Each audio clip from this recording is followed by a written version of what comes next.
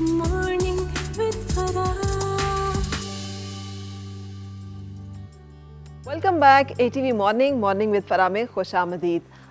हम बार बार आपको याद दिलाते हैं कि अपने वतन से, उसकी यादों से और ख़ास तौर पे ये जो एक जद्दोजहद है, इससे जुड़े रहना बहुत ज़रूरी है। इसलिए कि हम एक ऐसी कौम है जो नज़रियाती तौर पे वजूद में आई थी और फिर एक मुल्क का जो है वो क़याम मुमकिन हुआ। सो नज़रिया जो है वो हमारी बुनियाद है और इस नज़रिए की जो एवोल्यूशन है, इसका जो इर्तका है, ये हम तहरीक आज़ादी पाकिस्तान में देख सकते हैं और फिर इसका मंजिल जो है वो इस आज़ाद पाकिस्तान की सूरत में हमारे सामने है। इस तमाम सफ़र के बारे में बात करने के लिए मुल्क के मारूफ हिस्टोरियन हमारे साथ हैं जो कि हर रोज़ हमें तहरीक आज़ादी पाकिस्तान की मंजिल में मंजिल जो प्रोग्रेस है उसके बारे में बताते हैं। डॉक्टर अब्दुल बासित साहब, अस्सलाम वालेकुम। वालेकुम अस्सलाम। डॉक्टर साहब, बहुत शुक्रिया आपके हमारे साथ मुस्तकिल मौजूदगी का। जो कल हमने बात की तो आपने हमें बताया था कि तहरीक के फर्स्ट वर्ल्ड वॉर का ज़माना आ गया और फिर उसके साथ ही खिलाफत मूवमेंट जो है वो शुरू हो गई। अब यहाँ से आगे जो है पाकिस्तान की तरफ जो सफ़र जारी है हमारे अमायदीन का, हमारे अकाबरीन का, वो कैसे चला है? देखिए, हमने पिछले सेगमेंट में जैसे आपने बजा तौर पर कहा कि हमने मिसाक लखनऊ की बात की और देखा कि हिंदू मुसलमान करीब आ रहे हैं, साथ साथ मुसलमानों की बहुत सी बिटर जो इवेंट्स हैं उनका सामना करना पड़ रहा है। हमने कानपुर की मस्जिद का जिक्र किया था और इस सारे बैकड्रॉप में क्या हो रहा है, इंटरनेशनली क्या हो रहा है। आज की इस्तिलाह में तो हम बड़े आसानी से समझ सकते हैं कि ये ग्लोबल विलेज है और एक एरिया दूसरे एरिया पर इम्पैक्ट करता है। ये हमेशा से रहा है। कम्युनिकेशन शायद इतनी रैपिड नहीं होती थी। तो हुआ क्या कि ज़ाहिर है कि जो फर्स्ट वर्ल्ड वॉर का प्रीएम्बल शुरू हो चुका है। बाल्कन वॉर हो रही है, इटली का अटैक है, ऑटोमन एम्पायर, उस वक्त मुसलमानों की यकजहती की एक सिम्बॉलिक वैल्यू जो थी ऑटोमन एम्पायर की वो किसी से पोशीदा नहीं है। और ये ज़ाहिर है कि नबी करीम सल्लल्लाहु अलैहि वसल्लम के बाद से खिलाफत राशिदा और फिर बनु उमय्या का दौर और बनु अब्बास का दौर और फिर बनु अब्बास के बाद फातमीद का दौर और ये कंटिन्यूटी है। और वो जो मुसलमानों की अटैचमेंट है एक ऐसे सिंबल के साथ कि जिसके साथ सारी दुनिया के मुसलमान अपने आप को अटैच्ड फील करते हैं। और मैं नाजरीन की गोश गुजार करना चाहूँगा कि हिंदुस्तान मुस्लिम मीडिया जो था वो एक बहुत बड़ी रियासत थी और उस बहुत बड़ी रियासत में बिलखुसूस सलातीन दिल्ली का जो पीरियड है जिस पर हमने इब्तिदा में बात की थी, उसमें यहाँ के हुक्मरान अपने आप को सुल्तान इसीलिए कहते थे और बादशाह नहीं कहते थे कि हम symbolically subservient to Ottoman empire हैं। और अल्तमिश के बारे में कहा जाता है कि वो तो बाकायदा उसने जो उसको अबा और कबा और जो टाइटल दिया गया था उसको रिसीव करने के लिए वो अपने दारुल खिलाफत से बाहर आया था और ये एक एलिजियंस शो करने के लिए, हालांकि उनका कोई यहाँ से यानी इंतज़ामी या फाइनेंशियल कोई ताल्लुक़ नहीं था, लेकिन उस सिंबल के साथ अटैचमेंट यहाँ के लोगों की किस कदर रही थी। इस बैकड्रॉप में हम जब देखते हैं कि वहाँ पर ऑटोमन एम्पायर पर हमले शुरू होते हैं, बाल्कन की वॉर शुरू हो जाती है, वो भी सारा इलाका ज़ाहिर है ऑटोमन्स के उसमें आता था। तो यहाँ उस ज़माने में मुसलमानों के अंदर अवेकनिंग मौजूद है, बहुत सारे बड़े बड़े लीडर जिनको बिलाशुबा कहा जाए कि मुस्लिम दुनिया के बड़े लीडरों में शुमार वो मौजूद हैं। और वो बहुत, जैसे हम पहले भी बात कर रहे हैं, वो इसको समझ रहे थे कि ये क्या होने जा रहा है जी। यानी अगर ऑटोमन एम्पायर टूटेगा तो मुसलमानों की मरकजियत इम्पैक्ट उस पर पड़ेगा और यहाँ जो मुसलमान अपने आप को इकट्ठा करने की कोशिश कर रहे हैं बतौर मुसलमान, उस काज को भी नुकसान पहुँचेगा। लिहाजा यहाँ के जो पैन इस्लामिस्ट थे, और ये मैं बताता चलूँ कि बड़ा एक खूबसूरत इम्तिजाज शुरू होता है। अब जब वो देखते हैं कि वहाँ होने लगा है तो वो यहाँ पर अंजुमन खुद्दाम काबा मार्ज़ वजूद में आती है और सेठ छोटानी और इस तरह के लोग वो इकट्ठे होते हैं। ख़दशा क्या है, चूँकि मुक़द्दसात जो हैं मुसलमानों के मुक़द्दसात वो सारे ऑटोमन एम्पायर के अंदर जी, खुद हरमैन और शरीफैन, इसी तरह से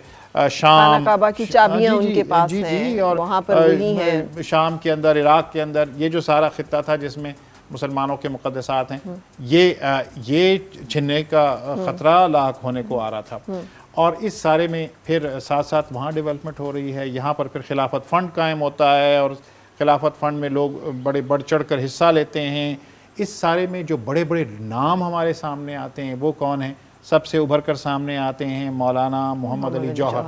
साथ में उनके भाई शौकत अली, फिर इसके साथ साथ मौलाना अबुल कलाम आज़ाद इस दौर में हमें नज़र आते हैं। और یہ اس کے ساتھ ہمیں مولانا محمود الحسن جو دیوبند کے اسکول کو ریپرزینٹ کر رہے ہیں، اور یہ مختلف یعنی اس وقت کی آپ دیکھیں کلکتہ میں بھی، دلی میں بھی، اور اسی طرح سے اب یہ سہارنپور کی بات ہو رہی ہے، اس سارے خطے یعنی پورے ہندوستان کے اندر جو مسلمانوں کے اسٹال وارڈز تھے وہ اس کا حصہ بننے لگتے ہیں۔ اور اس دوران ہو کیا رہا ہے، اسی دوران کیا ہوتا ہے کہ 1916 میں ایک رالٹ ایکٹ پاس ہوتا ہے۔ وہ رالٹ ایکٹ جو پاس ہوتا ہے اس میں جو شخصی آزادیاں اور جو حکومت کے خلاف بات کرے گا اس پر بغاوت کے مقدمے اور سیڈیشن بل کا بھی نام دیا اسے گیا، تو اس پر جو کانگریس کی لیڈرشپ ہے، وہ اس وقت کی کانگریس کی لیڈرشپ اصل میں کس کے ہاتھ میں تھی؟ وہ گاندھی کے ہاتھ میں تھی۔ تو گاندھی نے اس رالٹ ایکٹ کے خلاف ایک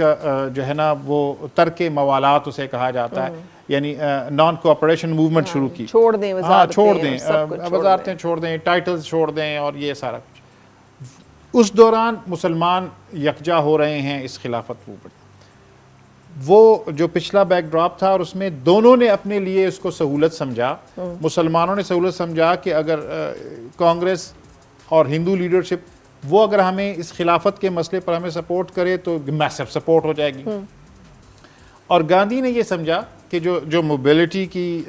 صلاحیت ہے ان کے اندر، موومنٹ کو برپا کرنے کی، اور جتنے یہ ووکل ہیں یہ آ جائے گا ترک موالات میں، اور اس میں پھر انہوں نے نان وائلنٹ کا، ستیا گری کا نعرہ لگایا، اور وہ پھر یہ دونوں جب کمبائن ہوئے تو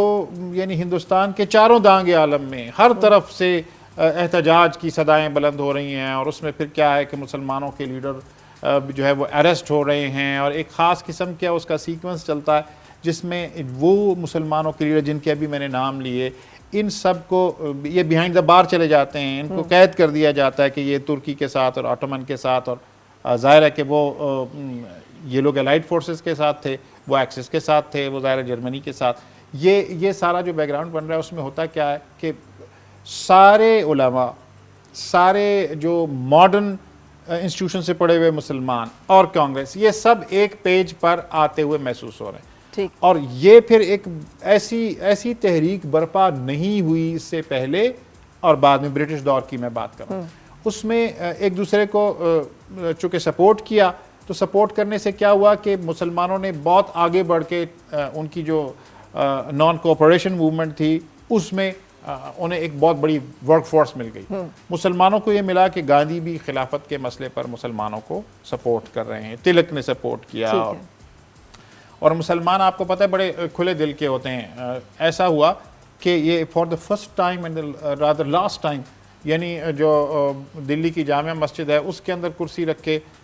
جو ہندو جو ہیں وہ بھی خطاب کر رہے ہیں، یعنی خلافت کی موومنٹ کے جو جلسے ہو رہے ہیں، اور اس میں وہ جو رفتار تھی نا، جو ٹیمپو تھا، وہ جو برطانوی سامراج کے خلاف،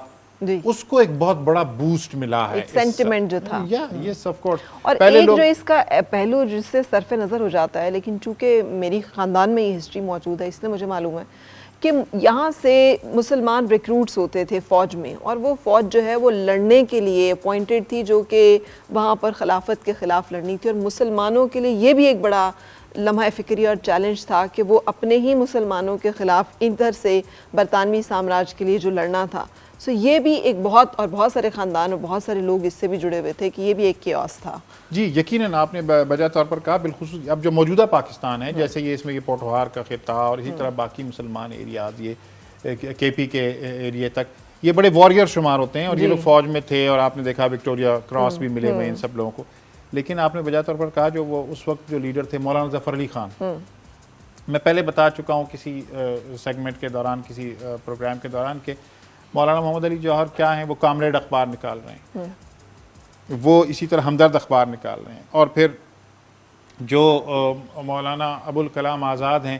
وہ ان کا الہلال نکل رہا ہے، البلاغ نکل رہا ہے، پھر اسی طرح سے مولانا ظفر علی خان بہت خوبصورت ٹرانسلیشن کرتے ہیں جو ان کے اخبارات میں چھپ رہا ہے، اور مولانا ظفر علی خان کا ایک شعر ہے جو میں شاید نہیں کہہ سکوں گا، بہت تلخ ہے اس میں، وہ انہی لوگوں کے لیے کہ جو حرم پر جب اٹیک ہو رہا تھا تو وہ کہہ رہے ہیں کہ یہ کس قسم کے لوگ ہیں، میں اسے صرف کنوے کر سکتا ہوں کہ جو اس کی بربادی کا سبب بن رہے ہیں۔ اور پھر اسی طرح سے یہاں سے جب لوگ جا رہے تھے تو یہاں کی جو پنجاب کی مائیں تھیں اور بہنیں تھیں وہ جو محاذ پر گئے ہوئے تھے ان کے لیے وہ کیا کہ تمہارے جو جرمن تیری تو پانچ کیڑے پہن، یہ اس طرح کے اب دیکھیں نا وہ سینٹیمنٹس ہیں، چونکہ وہ جرمنی کے خلاف یہ لڑنے کے لیے گئے ہوئے، یہ لوگ جو ہیں خلافت موومنٹ والے یہ ظاہر ہے وہ سپورٹ کریں ترکی کو، یہ ایک تھا ڈائیکاٹمی کسی ایک سطح پر کہیں پر موجود تھی، لیکن یہ مزید پریشر کو کیوس کو بڑھا رہی تھی۔ ایک اور بات جو میں کرنا چاہوں گا، بہت بڑے بڑے لوگوں نے اپنے جو اعزازات تھے، اپنے ٹائٹلز تھے، اپنی ملازمتیں تھیں وہ چھوڑیں، اور اس میں ایک بہت بڑا جو اس تحریک کے اندر ایک تحریک تھی وہ تحریک ہجرت تھی۔ تحریک ہجرت یہ کہ بہت سارے علماء نے مل کے یہ فتویٰ دے دیا کہ یہ چونکہ دارالحرب ہے، یعنی کافر جیسے وہ جو ٹرم تھی نا، یعنی مکہ سے مدینہ ہجرت کرنے کے لیے کہ وہ دارالحرب ہے تو ہمیں دارالاسلام کی طرف جانا ہے، ان ساری کو اٹھا کر، اور اتنا لوگوں کے اندر اس کا جوش اور جذبہ موجود تھا، اس پر میں نے بہت سارا کام کیا بھی ہے، دیکھا بھی ہے، بہت سارے کلیکشنز بھی کی ہیں۔ میں اس میں صرف ایک آپ کو بات بتاؤں گا کہ جو قافلے چلے نا، مسلمانوں کو کا جذبہ یہ تھا کہ بس ہم نے اب ہندوستان میں نہیں رہنا، انہوں نے اپنے نہ صرف ملازمتیں، اپنے کاروبار، اپنی جائیدادیں اونے پونے، انہوں نے کہا بس ہم نے جانا ہے اور ہم افغانستان کی طرف ہجرت کریں گے چونکہ وہ دارالاسلام ہے قریب۔ ٹھیک۔ اس تحریک ہجرت میں مسلمانوں کا جذبہ تو یہاں تک تھا، اگر ہم موجودہ پاکستان کی بات کریں تو سندھ سے جان محمد جونیجو لے کر ایک تحریک ہجرت کا قافلہ چلے، اور ٹرین کے ذریعے آ رہے تھے نا، ادھر پشاور آنا تھا، تو یہاں اسلام آباد کے قریب ایک سہالہ اسٹیشن ہے، وہاں پر ایک نوجوان اس نے دیکھا کہ وہ جذبے سے نعرے لگا رہے ہیں کہ بس ہم نے حرمین کو بچانا ہے اور ہم نے خلافت کو بچانا ہے اور ہم سب کچھ اپنا چھوڑ کر، ہر اسٹیشن پر وہ بڑی فائری قسم کی وہ کرتے تھے اسپیچز۔ وہ نوجوان وہیں سے بیٹھ کر چلا گیا، اس کی جو یادداشتیں ہیں نا وہ اس کے خاندان کے پاس موجود ہیں، اور پھر وہ انگریز کی جیل میں رہا، اور کیسے اس کی والدہ کیسے اس کو ملنے کے لیے گئیں، یعنی یہ ہاؤس ہولڈ تھنگ ہے اس پورے خطے کی، اور اسی وجہ سے ترکی کا احترام ہے۔ میں تحریک ہجرت کو صرف سم اپ کرتے ہوئے آگے چلوں گا، یہاں سے لوگ گئے وہاں پر، لیکن انہیں ویلکم نہیں کیا گیا افغانستان کے اندر، وہ انگریز کے پریشرز تھے وہاں پر، اور دوسری طرف یہ کہ ہندوؤں نے ایک طرف تو وہ خلافت موومنٹ میں ساتھ چل رہے ہیں، یہ ان کے ساتھ ترک معاملات میں کر رہے ہیں، لیکن یہ کیسی دوستی ہے، کیسی قربت ہے کہ مسلمانوں کی اگر کوئی 10 کی چیز تھی تو وہ 50 پیسے میں، 10 روپے کی چیز 50 پیسے میں لے لی، اور وہ سارا کچھ چھوڑ چھاڑ کے چلے گئے۔ اس میں بہت سارے لوگ راستے میں، ظاہر اس وقت سہولتیں کیا تھیں، سفری سہولتیں، راستے میں کام آ گئے، وہاں جب افغانستان نے انہیں ویلکم نہیں کیا تو انہیں جب واپس آئے تو نہ کاروبار نہ کچھ چیزیں۔ لیکن میں اس جذبے کو سلام کر رہا ہوں کہ جس کو وہ، جیسے آپ نے اس سیگمنٹ کے پروگرام کے شروع میں کہا کہ ہم نظریے کی بنیاد پر قائم ہیں، اور اس نظریے کے لیے ہم نے بہت ساری سیکریفائسز دی ہیں، اور جو آج پاکستان جو مسلم دنیا کے ہر مسئلے پر بڑا اسٹرانگ فرم کھڑا ہوتا ہے، یہ اس کی روٹس بھی ہمارے خمیر میں ہیں، اس ملک کے خمیر میں ہیں، اور اسی وجہ سے آپ دیکھتے ہیں کہ ہم اسی طرح سے پوری مسلم دنیا کو محسوس کرتے ہیں۔ لیکن ڈاکٹر صاحب یہ جو ابھی آپ نے پوائنٹ آؤٹ کیا تو اس سے وہ جو ریشہ دوانیہ کی مطلب سازشیں کہ اکسایا بھی مسلمانوں کو کہ ہاں جی آپ چھوڑیں سب کچھ اور اب جائیں، اور اس طرح سے وہ جو ایک مسلم میجورٹی ہے، مسلمانوں کی طاقت تھی، اسے مسلمانوں کی کمزوری میں بدل دیا۔ وہی میں آپ کو بتایا، بہت کننگلی گاندھی نے اور کانگریس مائنڈ نے اس کو استعمال کیا۔ دیکھیں کیسے ہو رہا ہے، وہ تو بڑے نان وائلنٹ ہو کر، اور انگریز کو بھی پتا ہے کہ یہ ایک بڑی کمیونٹی ہے، اس کو ریپرزینٹ کر رہا ہے۔ گاندھی تو اریسٹ نہیں ہوتے، مسلمانوں کی ساری ٹاپ لیڈرشپ اریسٹ ہو جاتی ہے۔ مسلمانوں کی تحریک خلافت ہے، اس کو ساتھ ترک موالات اور عدم تعاون کی تحریک چل رہی، اس کی ڈرائیونگ سیٹ پر آ جاتے ہیں گاندھی۔ اب دیکھیں نا یہ کتنی ہوشیاری کے ساتھ انہوں نے یہ کیا، اور پھر یہ لوگ تو ابھی اس کو کنٹینیو کرنا چاہتے ہیں، لوگ تو موجود ہیں نا باقی، اگر لیڈرز موجود نہیں، اس دوران وہاں پر کیا ڈیولپمنٹ ہو رہی ہے، وہاں پر ظاہر ہے کہ وہ جنگ جیت جاتے ہیں الائٹ فورسز، اور اس کے بعد معاہدہ سیورے جسے کہا جاتا ہے، اس کے تحت ساری بندر بانٹ کر جاتی ہے، یعنی جو ترکی کا اصل خطہ تھا، یعنی خود ترکی کا، وہ سارے اس سے لے لیے جاتے ہیں، فرانس اور برطانیہ اس میں سب سے آگے ہیں۔ اس دوران جب وہی جو فوج والا ایشو تھا نا، ان کو ضرورت تو تھی، تو یہ جھوٹی اور طفل تسلیاں مسلمانوں کو دیتے رہے، نہیں ہم آپ کے جو مطالبات ہیں ان کو مانیں گے، اور خلافت کا انسٹیٹیوشن بھی بچا رہے گا، اور بالخصوص آپ کے جو مقامات مقدسہ ہیں یہ تو سارے ترک خلیفہ کے پاس ہی رہیں گے۔ اس دوران وہاں ڈیولپمنٹ یہ ہوتی ہے کہ 1922 میں کمال اتا ترک پاشا وہاں پر جو ماڈرن ترکی کے جو بانی ہیں وہ ابھرتے ہیں اور وہ کیلیفیٹ کے اختتام کا خاتمے کا اعلان کرتے ہیں اور 24 میں جا کے وہ اس خلیفہ کے انسٹیٹیوشن کو بھی ختم کر دیتے ہیں۔ اس کے اثرات بھی پڑ رہے ہیں، یہاں پر یہ لوگ موجود ہیں، اریسٹ ہیں، اور پھر گاندھی نے جو اس کے مومنٹم کو توڑ دیا اور شاید جو آزادی کی جو منزل تھی وہ شاید مزید قریب ہوتی۔ وہ ظاہر ہے بہت سارے لوگ پورے ہندوستان سے اریسٹ ہوئے تھے اور اس میں ایک واقعہ ہوتا ہے، ایک چورا چوری کا واقعہ اسے کہتے ہیں، ایک پولیس تھانہ تھا، اس میں لوگ اریسٹ ہوئے تھے، ایسے ہی جیسے آج کل 16 MPO کے تحت انگریز کے زمانے کی قانون ہے، اگر آپ پابندی لگ جائے تو اکٹھے نہیں ہوتے، خیر ان کو پکڑا ہوا تھا۔ تو لوگ بہت جذباتی ہوئے تھے، انہوں نے اٹیک کر دیا، ان کو چھڑا دیا اور جو تھانے کا جو سٹاف تھا اسے اس کے اندر ہی آگ لگا دی۔ اس واقعے کو سنبھالنے کی بجائے کہ آپ یہ کچھ لوگوں کا واقعہ ہے، پورے ہندوستان کا اس کو بہانہ بنا کر گاندھی نے اس موومنٹ کو، یعنی اپنی موومنٹ کو ساتھ اس کو بھی افیکٹ کیا، یعنی ترک موالات اور وہ ساری چیزیں، اور خلافت موومنٹ کو بھی گویا ختم کرنے کا اعلان کر دیا۔ دوسری طرف وہاں چونکہ خلافت خود وہیں سے ختم ہو گئی، تو یہ سارا اس کے ایک اوور ویو ہے۔ لیکن اس سے ہمیں حاصل کیا ہوا، اب ہم اس پہ بات کرتے ہیں، اور اس میں نقصان کیا ہوا اور فائدے کیا ہوئے، یہی انالیسس ہوتا ہے کسی بھی۔ فائدہ تو یہ ہوا کہ مسلمان موبلائز ہو گئے، مسلمانوں کے اندر انگریز کا خوف کم ہونا شروع ہو گیا، مسلمان میں آپس میں ریپروچما ہو گیا۔ پہلے یہ تھا کہ جو ہم پہلے اس پہ بات کر چکے، جو بالکل ٹریڈیشنل انسٹیٹیوشنز پر بلیو کرنے والے مسلمان تھے وہ ایک الگ سٹریک میں چل رہے تھے، جو ماڈرن ایجوکیشن جنہوں نے حاصل کی ہوئی تھی علی گڑھ سے یا انگلینڈ سے جا کے، ان کا ایک اور سوچنے کا انداز تھا۔ لیکن اس ایشو پر آ کر سب قریب آ گئے، اور اصلیت بھی کھل گئی ہندوؤں کی اور نوجوان، یعنی کہا جاتا ہے کہ خلافت موومنٹ کے زمانے میں جو علماء اور اسٹوڈنٹس جو انڈلج ہوئے سیاست میں، تو وہ پھر آج تک وہ کنٹینیو۔ لیکن اس میں ایک بات ہمیں جو سمجھنے کی ہے اور بہت اہم ہے، میں سمجھتا ہوں کہ تحریک ہجرت کا جو ڈیسیجن تھا وہ مسلمانوں کے لیے صحیح ثابت نہیں ہوا۔ ان کی قربانیاں اپنی جگہ پر، لیکن جو لیڈرشپ تھی ان کو کیا آیا، یہ ایک انٹروگیٹو مارک ہے کہ سارے صورتحال میں کیا آپ نے افغانستان کا جائزہ نہیں لیا کہ وہ ویلکمنگ ہیں کہ نہیں۔ ان کے لیے بھی اتنے بڑے زیادہ تر لوگوں کو سنبھالنا مشکل نہیں ہوگا، لیکن پاکستان کے قوم، ہندوستان کے مسلمانوں کا یہ جو مسلمانوں کے لیے کھلا دل ہونا، آپ دیکھیں تحریک اس سارے پروسیس میں ہمیں قائد اعظم میں اسی اور علامہ اقبال اور یہ لوگ کہاں دکھائی دیتے ہیں؟ میں اسی طرف آتا۔ ایک تو یہ میں بتاتا چلوں، پاکستان نے پھر افغانستان کے اپنے بھائیوں کے لیے کتنے عرصے سے دروازے کھول رکھے ہیں، بجائے اس کے کہ اگر وہی بات ہم یاد رکھتے تو کچھ اور۔ امپورٹنٹ بات یہ ہے کہ قائد اعظم ظاہر ہے کہ خلافت کے حق میں تو تھے، لیکن وہ اس ساری موومنٹ میں فرنٹ لائن پر نظر نہیں آتے۔ وہ فورسی کر رہے تھے کہ اس میں کیا چیزیں کس طرف جا رہی ہیں، ذرا اور اتنا بڑا گلوبل ایونٹ ہے۔ البتہ جو علامہ محمد اقبال ہیں، علامہ محمد اقبال نے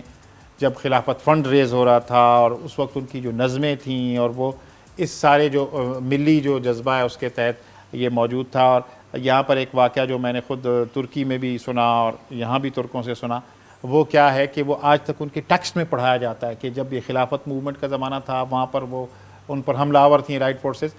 تو جو اسلامیہ کالج ریلوے روڈ ہے اس کے گراؤنڈ میں علامہ محمد اقبال نے اپنی نظموں کو پڑھا، اور نظموں کو پڑھنے کے بعد جنگ طرابلس پر، بالکن پر، اور پھر ترانہ ملی اور یہ ساری چیزیں، تو ساتھ میں انہوں نے ایک چھوٹی سی اسپیچ یہ کی کہ آج دین کی سب سے بڑی ریکوائرمنٹ یہ ہے کہ ہم مالی امداد کریں اپنے ترک بھائیوں کی، مالی امداد کریں، خلافت فنڈ میں پیسہ دیں،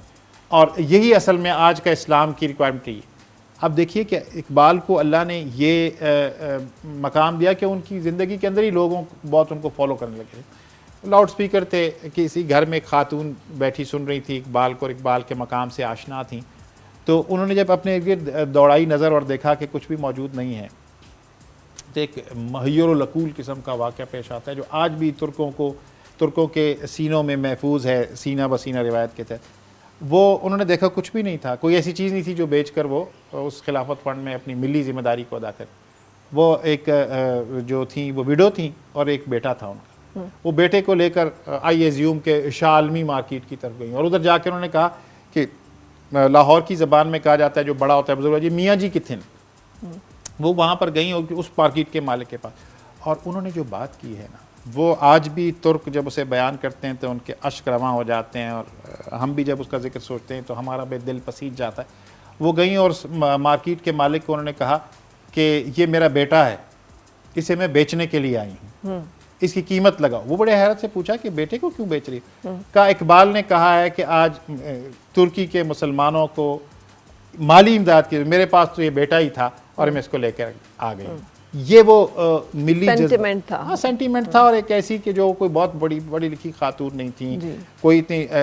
یہ اقبال تو اس خلافت کے انسٹیٹیوشن کو بچانے کے حق میں تھے، اور قائد اعظم اس سے انہوں نے اپنے آپ کو کیپٹ الوف رکھا جس حد تک ممکن تھا۔ چونکہ آگے چل کر پھر کیا ہو رہا ہے، یہ بات تو ہے کہ خلافت موومنٹ کو اگر ہم نکال دیں تو وہ جو موبلائزیشن ہے جو پھر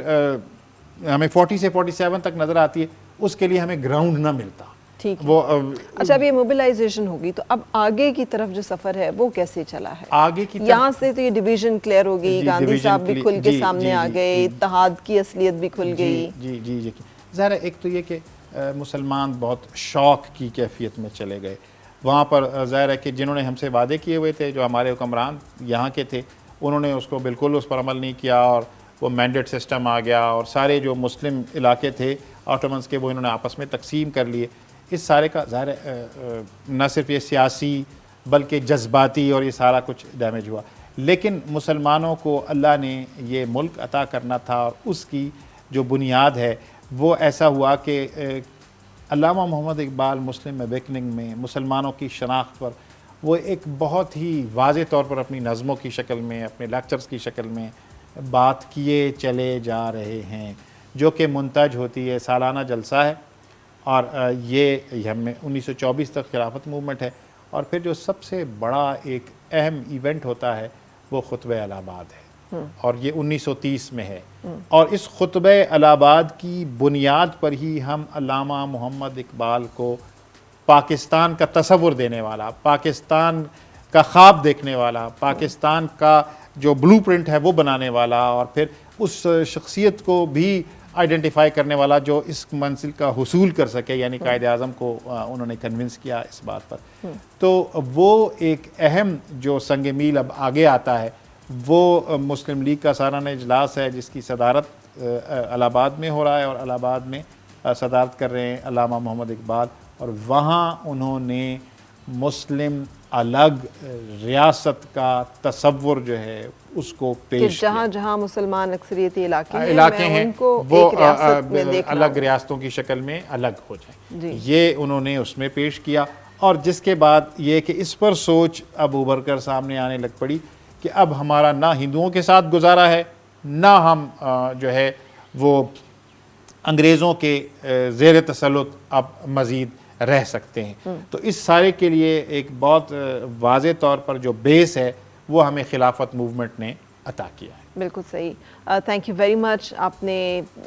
تاریخ کی بعض اوقات وہ چھوٹی چھوٹی باریکیاں ہوتی ہیں جو صرف نظر ہوتی ہیں، ورنہ یہ تمام چیزیں سب لوگوں نے جنرلی پڑھی ہوتی ہیں اوور ویو میں، لیکن آپ نے ڈاکٹر صاحب چونکہ آپ نے بھی بڑی محبت سے ذکر کیا ہے ترکیہ کا، مجھے بھی اتفاق ہوا جانے کا، اور مجھ سے پوچھا انہوں نے وہاں پر ٹاپ کپی پیلس میں کہ آپ کا تعلق کس ملک سے ہے، میں نے بتایا کہ پاکستان سے، تو وہ جو وہاں پہ گارڈ تھا تو اس نے ایک دم سے کہا وہ بردر ملک، بردر کنٹری، سو وہ اس کا جو ایک فیل ہے وہ بڑا خوبصورت ہے۔ تو ریکویسٹ یہی ہے تمام ان لوگوں سے جو کہ ملک سے باہر جائیں کہ جب وہ خاص طور پر اپنے ان برادر اسلامی ممالک میں جائیں تو وہاں پر اس جو ایک ہمارا ایک رابطہ ہے، ایک تعلق ہے، اس کو بہت خیال رکھیں، اور روایات کا ضرور احترام کریں جو بھی ان ممالک کی ہیں۔ پچھلے دنوں کچھ پاکستانیوں کی وجہ سے ایک بڑی تلخی بھی ان کے اندر آئی تھی، جہاں پاکستانیوں نے ان کی خواتین کے اوپر جو ہے ویڈیوز بنائیں اور پھر اس کو اپلوڈ کیا، تو یہ اس طرح کی غیر ذمہ دارانہ رویہ جو ہے یہ پھر بعض اوقات ہمیں اندازہ نہیں ہوتا کہ اس کے ایفیکٹس کتنے ڈیپ اور کتنے گہرے اور کتنے برے ہوں گے، سو یہ بھی دل شکنی کی بات ہوتی ہے۔ سو بہت شکریہ. ہم یہاں پر ایک بریک کے لیے رک رہے ہیں اور بریک کے بعد ہوگی پھر آپ سے ملاقات مہمانوں کے ساتھ.